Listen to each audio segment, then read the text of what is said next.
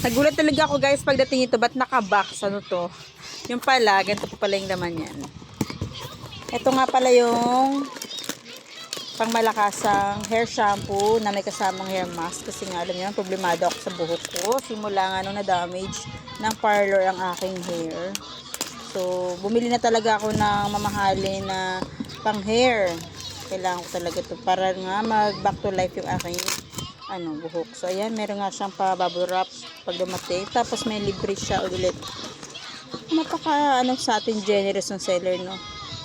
Yan, may libre siya 1, 2, 3, 4, 5, 6, 7, 8, 9, 10. Ang binili ko talaga dito guys ito. Pero may binibenta sila sa shade na ganito lang.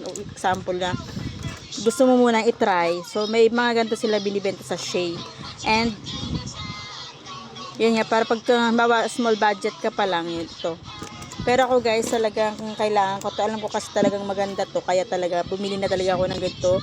Ito yung shampoo at saka ito yung hair mask.